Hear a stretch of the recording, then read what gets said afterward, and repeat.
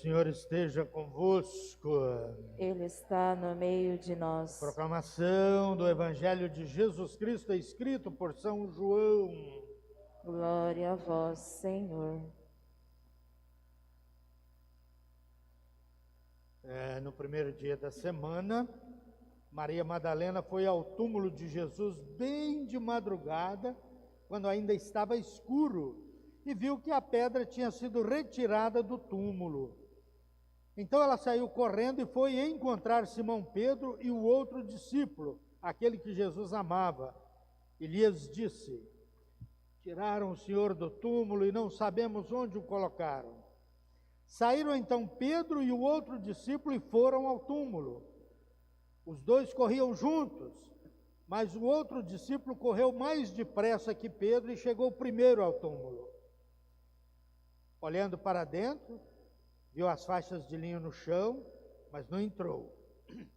Chegou também Simão Pedro, que vinha correndo atrás, e entrou no túmulo.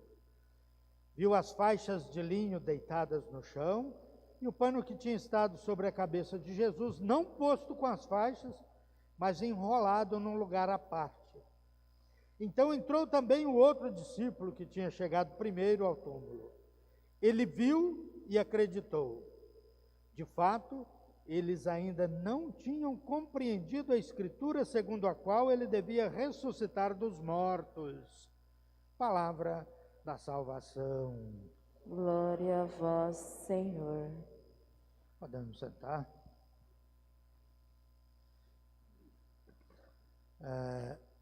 Há 40 dias atrás, a gente estava celebrando Domingos do Tempo Comum, né?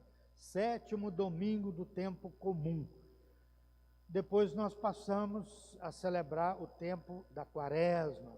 1º domingo da Quaresma, 2º domingo da Quaresma, 6º domingo da Quaresma. Hoje a gente passa a celebrar o tempo pascal, 1º domingo da Páscoa, 2º domingo da Páscoa.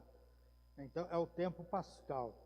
E a liturgia vai mudando, né? Muda as cores, aí o tempo da Quaresma era roxo, o tempo pascal é branco, que é uma cor. As cores simbolizam também o sentimento da gente nesse tempo.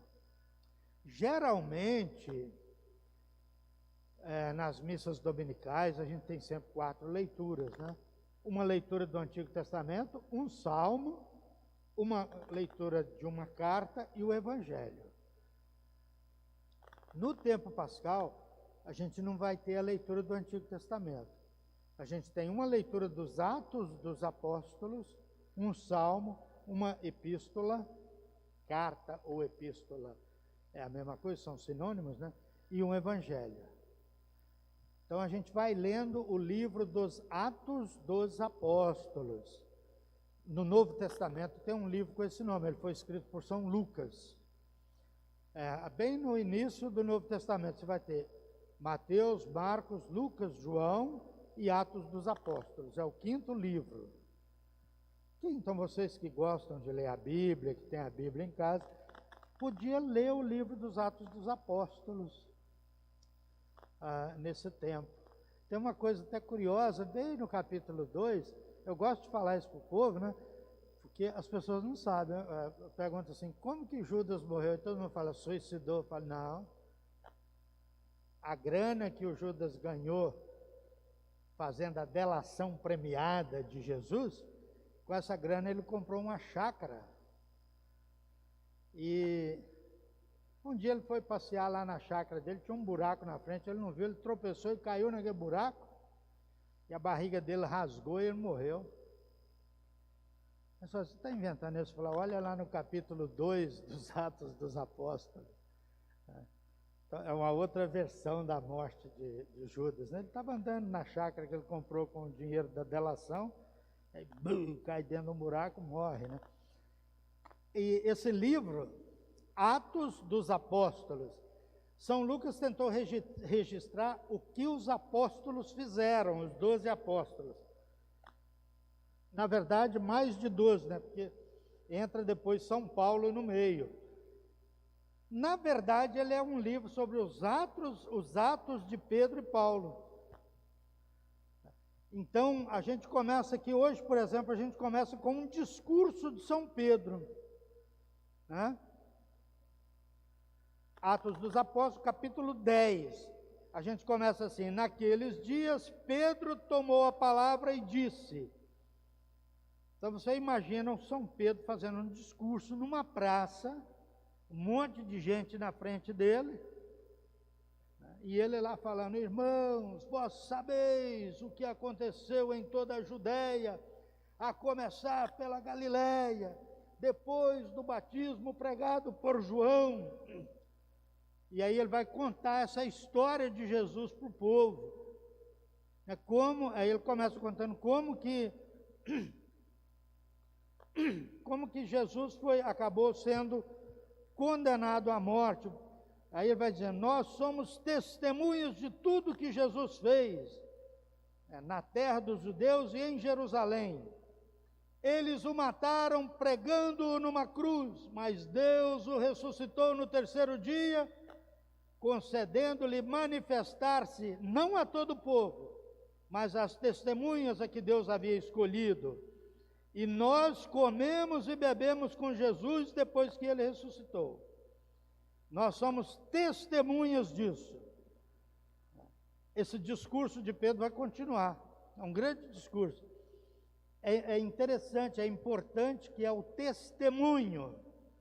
Você liga esse testemunho com o final do evangelho de hoje.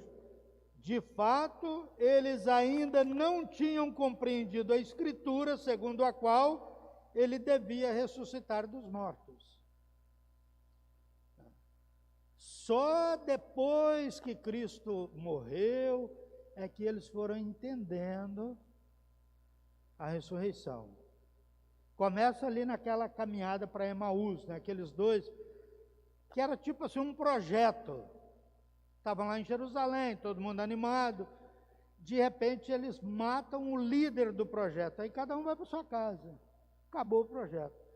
Eles estão indo para lá e Jesus aparece e começa a explicar para eles a Escritura. Eles falam assim: cara, não é que ardia o nosso coração quando ele falava? Aí eles vão compreendendo. Aí começa todo o movimento da compreensão da ressurreição de Cristo. Eu acho interessante como que a gente não presta atenção nas coisas, né? Jesus tinha falado isso várias vezes. Toda vez que dava uma oportunidade, ele falava assim: olha, o Filho do Homem vai sofrer muito, vai ser entregue, vai morrer e ao terceiro dia vai ressuscitar. Eles não escutavam, porque não interessava, não escutava. A gente não escuta o que não nos interessa. A gente passa despercebido. Aí depois que Cristo morreu e tudo, é que eles foram compreender, mas mesmo assim eles compreenderam porque Jesus apareceu para eles. Então no tempo da Páscoa a gente vai ver várias dessas aparições. São Pedro fala que, olha, ele apareceu para nós, nós comemos e bebemos com ele. Tem uma aparição, né, que na hora que ele aparece, eles falam assim: é um fantasma. Aí Jesus fala assim: galera, tem um peixinho frito, assado aí? Tem. Dá um pedaço aí que eu vou comer. Quer dizer, fantasma não come, né? Por isso que São Pedro fala assim: nós comemos e bebemos com ele. Então, é o Cristo de carne e osso. Então, esses testemunhos da ressurreição, a gente vai vendo isso pouco a pouco, lendo o livro dos Atos dos Apóstolos. Cada domingo a gente vai ler um trechinho. E você poderia ler o livro todo em casa, que é pequenininho, né? Assim, numa sentada, você lê aquele livro, do começo ao fim. O evangelho de hoje é o primeiro dia da semana. Então, você lembra, Jesus foi morto na sexta-feira, porque sexta-feira à noite começava o dia santo. E os judeus eram tão rigorosos com esse dia santo, que no dia santo não podia fazer nada, nem matar os outros não podia. Então, vamos matar esse caboclo aqui antes, às 3 horas da tarde, antes de escurecer, para a gente não pecar. Porque na hora que escurecer já é dia santo, a gente não pode fazer nada, é o sábado, né? O dia santo dos judeus é o sábado. Também os seguidores de Jesus não faziam nada no dia santo. Aí mataram, enterraram rapidão, para não chegar à escuridão, né, e virar dia santo. Também não podia enterrar ninguém. Aí eles esperam o sábado e o domingo, quer dizer, o dia santo vai acabar meia-noite de sábado para domingo. Aí, de madrugada, quando ainda estava escuro, essa mulher, Maria Madalena, vai ao túmulo de Jesus. É interessante, é a primeira anunciadora da ressurreição. Ela vai lá, essa mulher que todo mundo conhece, né, de outros episódios, e vê, esse túmulo era uma coisa muito grande, parecia uma sala, né? Um buracão assim, ainda bota uma pedrona dentro, em cima, e ela chega lá e já começa a coisa estranha, que a pedra tinha sido retirada. No caminho, na outra versão, São Marcos, que nós lemos ontem à noite, eram duas Marias. Aí no caminho elas estavam falando assim, cara, como é que nós vamos tirar aquela pedra? Pedra muito grande, era uma laje assim, né? E as duas conversando, aí chegam lá, a pedra já tinha sido retirada. Opa, tem alguma coisa errada aqui. Né? Então, a primeira sensação. Ela volta correndo e avisa os 11, né? E fala, rapaz, eu dei uma olhada lá, parece que Jesus não está lá não. Aí vão esses dois, eu fico até imaginando os dois correndo, né? O João, que ele nunca menciona o nome dele, mas é o João, ele era um rapaz novo, então ele corria mais. O São Pedro já estava meio escatalefado, né? Meio manco, velho, né? Correndo atrás, corre Pedro. Né? Aí chega lá, o João para, espera o Pedro chegar, o Pedro entra lá dentro desse buraco, sai, aí o João também entra, são testemunhas oculares. Eu estava lá. Era legal isso, quando eles iam falar para o povo falar, ressuscitou, o que é isso? Eu falei, não, eu estava lá, eu fui lá. Aí tem uma coisa interessante nisso aqui, que é, se você, que não é da nossa cultura, mas é muito comum nesses países em que as pessoas odeiam uns aos outros. Tem países que têm povos diferentes, eles se odeiam, né? Tipo, gente do sul e gente do nordeste. Né? Então, por exemplo, na França, tem franceses, judeus e muçulmanos. Eles se odeiam. Então, uma das coisas piores que você pode fazer com uma família, com uma pessoa, é violar o túmulo. Então, de vez em quando, lá em Paris, lá na França, tem a notícia, ó, violaram o túmulo da família tal. É alguém inimigo, por exemplo, dos judeus, que vai lá e abre o túmulo, esculhamba com um cadáver. Nossa, já pensou alguém ir de noite no cemitério e abrir o túmulo da sua mãe, do seu pai? É o maior crime que existe. Então, essas mulheres tinham ido lá para embalsamar o corpo de Jesus, depois dar uma sepultura melhor, alguma coisa assim, né? É uma tradição no Oriente Médio, embalsamar as pessoas. Essas múmias que a gente vê nos filmes, aquilo é gente mesmo, né? Que eram bem enroladinhas e embalsamadas, elas secavam e ficam ali milhares de anos, né? Então, o objetivo dela era embalsamar o corpo de Jesus. Chega lá, o corpo não está lá. Qual que é a primeira suspeita? Roubo de cadáver. Caramba, roubaram o corpo de Jesus. Tem um dos evangelhos, um dos 4, a Maria até fala com o anjo que estava lá, com o homem que estava lá, fala, cara, se você levou esse corpo, me diga onde você colocou, se você que foi que roubou o corpo. Então, a primeira suspeita é roubo de cadáver. O evangelho de hoje, embora ele não fale disto, ele vai tirar essa dúvida, falar, não houve roubo de cadáver aqui não, houve outra coisa. Aí quem já teve assaltante em casa, deve até pensar nisso, quando um assaltante entra na sua casa, ele bagunça o negócio todo, né? Aquilo é roupa para todo lado, que ele revira os troços, tudo, aí você chega e fala, meu Deus do céu, o que aconteceu? Que é o ladrão que entrou e revirou tudo, caçando dinheiro e coisa, deixa tudo bagunçado. Então a mesma coisa, se tivesse roubado um cadáver, estava tudo bagunçado dentro daquele buraco.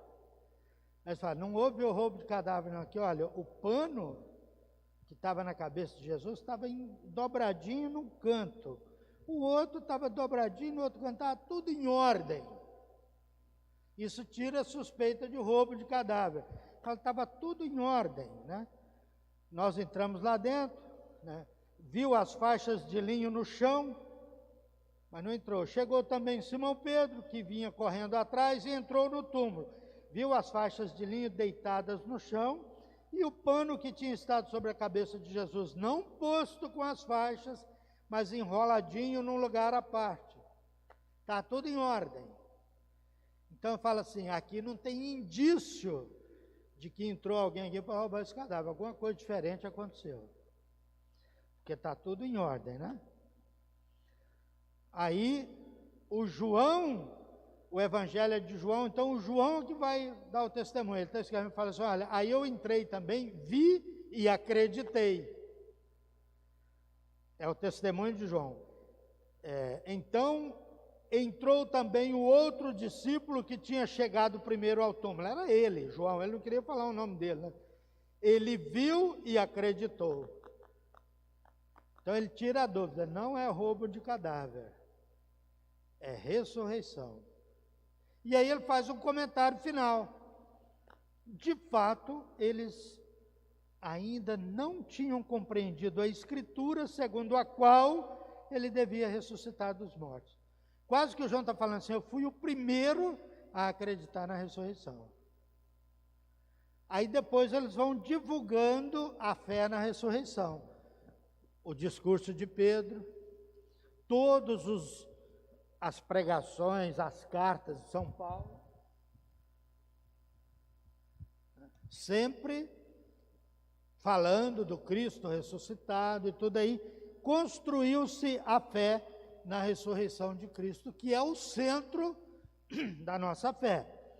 Isso é a segunda leitura que tenta explicar isso para a gente. Irmãos, acaso ignorais que... cadê a segunda leitura aqui? Está aqui, ó. Irmãos, se ressuscitastes com Cristo, esforçai-vos por alcançar as coisas do alto, onde está Cristo sentado à direita de Deus. Aspirai às coisas celestes e não às terrestres, pois vós morrestes e a vossa vida está escondida com Cristo em Deus. Quando Cristo, vossa vida, aparecer em seu triunfo, então vós aparecereis também com ele, revestidos de glória. Vós morrestes, você está morto. Quando Cristo voltar, você vai viver de novo. Como? Revestidos de glória. Porque se a gente falar na ressurreição apenas como levantamento de cadáver, a gente fica muito na dúvida, né? Eu, quando era criança, eu ouvia o padre falar em ressurreição, ouvia minha mãe falar em ressurreição, aí depois eu fiquei adulto e ia lembrando daquilo, eu falava, hoje, né? Eu falo assim, se eu for ressuscitar, como que eu vou querer ressuscitar? Com 60, 80, 90 anos ou com 15 anos? Né? A gente não sabe. Ninguém nunca disse como que vai ser isso. São Paulo tem essas ideias, assim, ele fala assim, revestidos de glória, iluminados, transformados numa coisa fulgurante. Mas aí a gente foi crescendo em nós a fé na ressurreição. A ressurreição faz parte de um pensamento que todo mundo tem, que é o pensamento assim, o que vai acontecer comigo depois que eu morrer? Até as crianças pensam isso. O que vai acontecer comigo depois que eu morrer? Como que eu sou? Aí a gente fala, eu sou corpo e alma, corpo e espírito, né? Indivisível. Eu não empresto o meu espírito para ninguém, nem o meu corpo para ninguém. É indivisível. O corpo morre, o espírito é eterno. Então não vai ressuscitar o nosso espírito, porque o nosso espírito não morre. Então vai ressuscitar o nosso corpo. Todo mundo sabe disso, né? Toda missa a gente reza, eu creio na ressurreição da carne quer dizer do corpo.